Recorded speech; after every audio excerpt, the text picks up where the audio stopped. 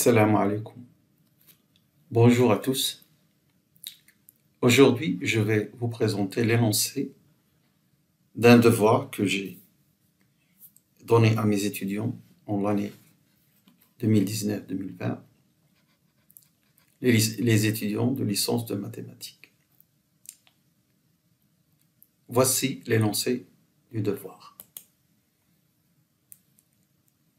Alors, il y a deux exercices dans ce devoir. Alors, il y a des exercices qui se rapportent au chapitre 1 sur le calcul des normes, des applications linéaires. Il y a des espaces. Alors, je viens de donner le cours du chapitre 1 récemment. Donc, nous avons défini ces espaces LP, C00 aussi, l'espace L infini, les espaces, tous ces espaces qui interviennent. Et vous avez des applications linéaires définies grâce à des sommes de séries. Alors, le but de l'exercice, c'est de calculer la norme lorsque ces formes linéaires sont continues. Alors, E est spécifié dans chaque cas, l'espace en question et la norme sur cet espace, la norme que l'on prend. Évidemment, par exemple, L2, on peut aussi le munir de la norme l'infini.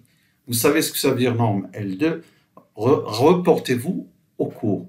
La norme l'infini, reportez-vous au cours que je viens de faire il y a quelques jours, le sup des modules des xk, k variant, le sup des modules de xk lorsque compris entre 1 et plus l'infini. Également, la norme P, comme la norme 2, nous les avons définies. Et la norme 1 fait partie de ces normes P pour P égale 1. Voilà. Alors ça, c'est l'exercice numéro 1. Chercher la norme de ces formes linéaires lorsqu'elles sont continues.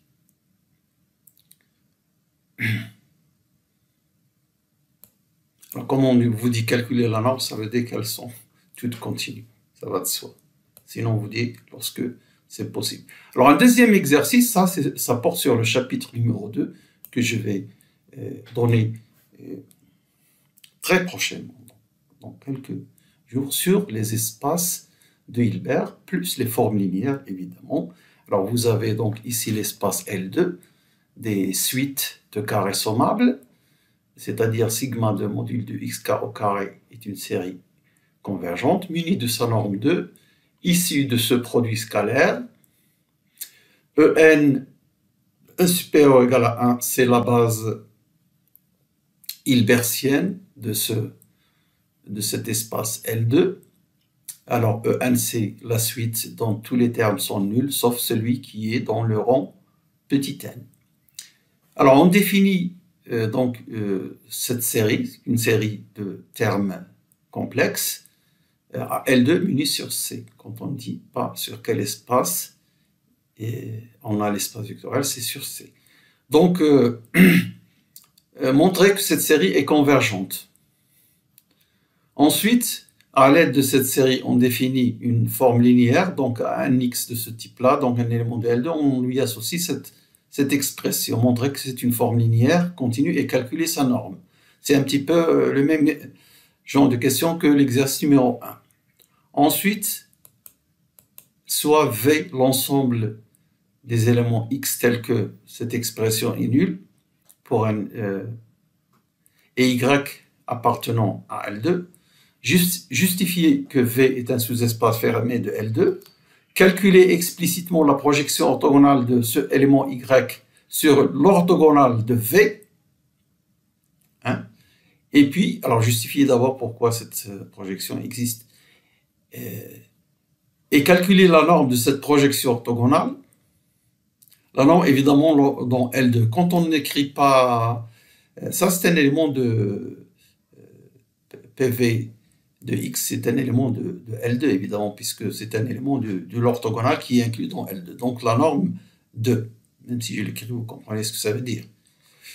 Déterminer alors la projection de y sur v, à partir de question petit p. Voilà donc l'énoncé de l'exercice numéro 2, complet. Voilà. Je fait voir l'énoncé une deuxième fois.